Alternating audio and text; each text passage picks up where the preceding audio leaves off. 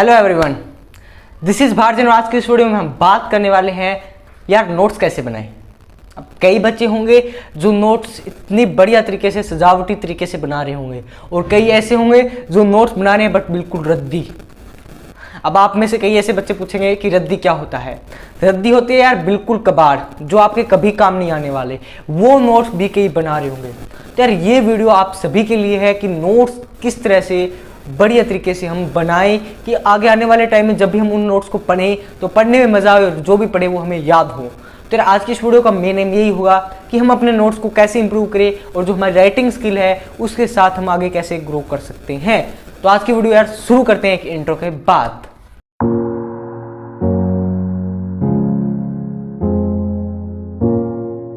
तो यार आप सभी ने स्टार्टिंग का जो इंट्रोडक्शन देखा था वीडियो का, वो एक जस्ट इंट्रो था, तो उसको आप स्किप कर सकते हैं, कोई दिक्कत नहीं। अब जो ये मेन जो हमारा पॉइंट है वो अब स्टार्ट होने वाला है। वीडियो का मेन पोर्शन अब से शुरू होगा आपका।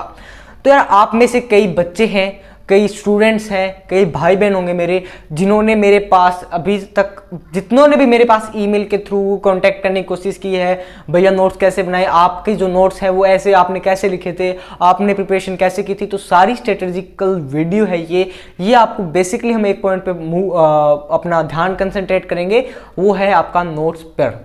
यार नोट्स आपकी कहीं ना कहीं आपकी प्रिपरेशन में, चाहे बोर्ड्स हो, चाहे आप IIT जेईई नीट किसी भी एग्जाम की आप प्रिपरेशन कर रहे हो, तो यार नोट्स आपके लिए बहुत हेल्पफुल होने वाले हैं। अब आप कहोगे भैया नोट्स हेल्पफुल तो होते हैं, अब नोट्स बता भी दो कैसे बनाने हैं। तो यार एक बार थोड़ा सा धीरे रखिए, क्योंकि धीरे का फल मीठा होता है। तो यार आप बहुत सारे बच्चे होंगे जो नोट्स बना रहे हैं। अब जितने भी आप स्टूडेंट हैं वो आप अपने सेम जो आपका टीचर आपको क्लास में दिखा रहा है वो सेम का सेम डिट्टो का डिट्टो आप अपनी कॉपी में नोट कर रहे होंगे। एब्सोल्युटली यार आप नोट कर रहे होंगे। मैं भी करता था 10th क्लास में, बट जैसे ही मैं 11th क्लास में हूँ मैंने कुछ अपने में चेंज किया और उस चेंज का मैं आपको सारे रीजन बताते जाऊँगा। धीरे धीरे वीडियो को पूरा देखिएगा। हाँ जी, जैसे आप मान लीजिए अब आप अपने जिस भी क्लास में हो, आप जो आपको टीचर लिखा के जा रहा है बोर्ड पे, जैसे लिखा के जा रहा है वैसे के वैसे आप सिंपल सा नोट कर रहे हो अपनी कॉपी में। मान लो आप रंगीन पेन यूज कर रहे हो, अलग अलग कलरफुल पेन यूज कर रहे हो, बट इसका फायदा क्या है यार, जब तक आप उसे अपनी लैंग्वेज में नहीं लिखोगे, अपने खुद के वर्ड्स में नहीं लिखोगे, तब तक उस नोट्स का फायदा क्या।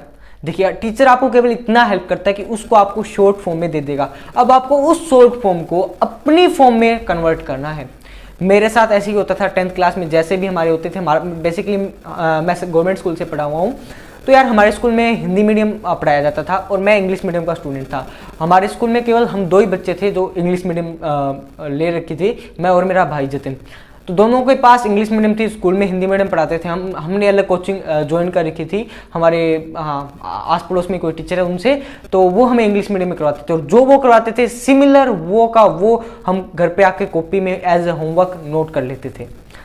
तो यार धीरे धीरे मेरे को पता चलने लगा, मेरा मानता हूँ मैं 10th क्लास में मेरे जो स्कोर है वो एब्सोल्युटली यार 92.8 आ गए, बट यार मैं उससे सेटिस्फाई नहीं हुआ। इसका रीजन है क्योंकि मेरे को कहीं ना कहीं पे पता चल गया भाई मेरी कमी कहाँ पे रही। अब मैं चाहता हूँ कि यार जो कमी मेरी रही वो आपकी ना रहे। तो यार आपको नोट्स को उस लैंग्वेज में लिखना है जो आप अपनी लैंग्वेज में लिख सको। अब मैं आपको कोई एग्जांपल के रूप में अपने नोट्स दिखा रहा हूँ। पुराने नोट्स काफ़ी पुराने हैं, ये 11th क्लास के नोट्स हैं मेरे। ये क्लास की नोटबुक है। जैसे टीचर क्लास में लिखवाते थे वैसे के वैसे मैं आपके घर पे नोट कर दिए।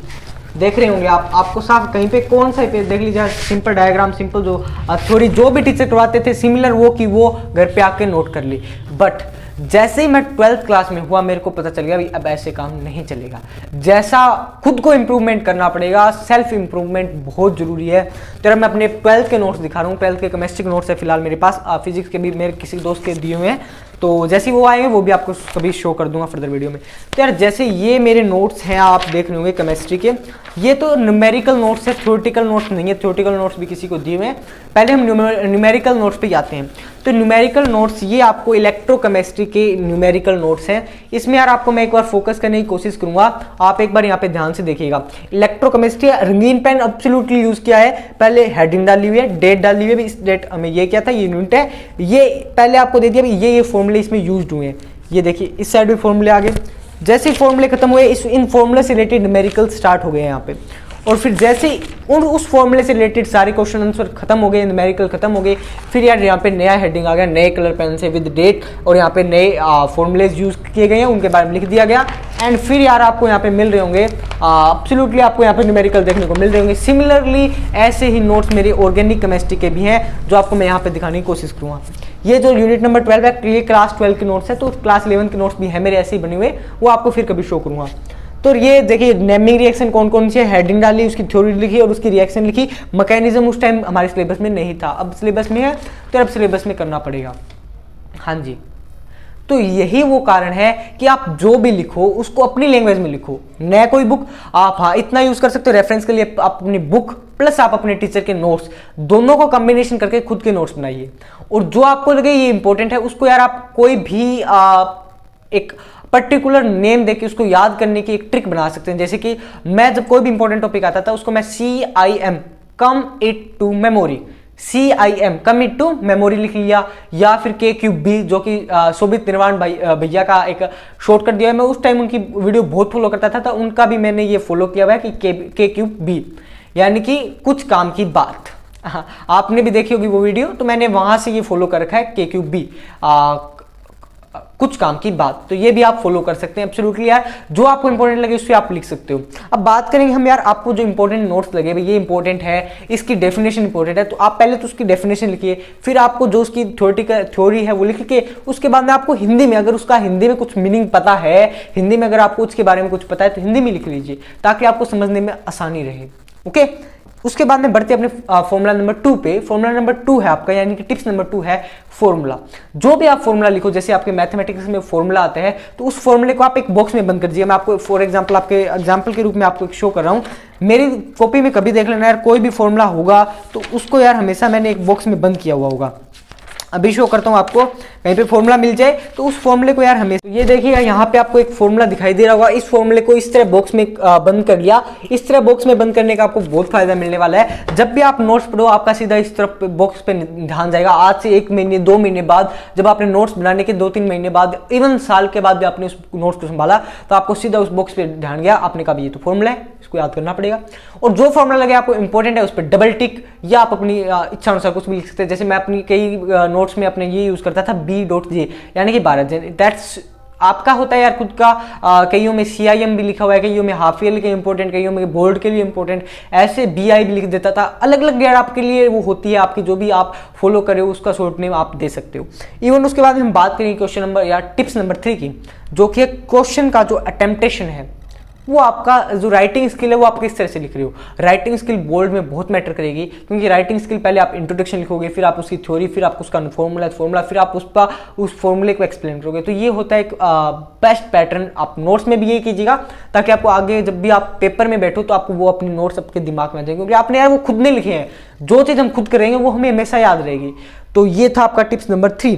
उसमें यार आपको जब भी आप क्वेश्चन करो, आपके मान लीजिए आपके टीचर आपको अभी ये न्यूमेरिकल करना है, आपको होमवर्क के रूप में दिया जाए, आप न्यूमेरिकल को उसी नोटबुक में कर लीजिएगा। अगर आप गलत कर रहे हो तो भी कोई दिक्कत नहीं, सही करे तो भी कोई दिक्कत नहीं, करना आपको पेन से है।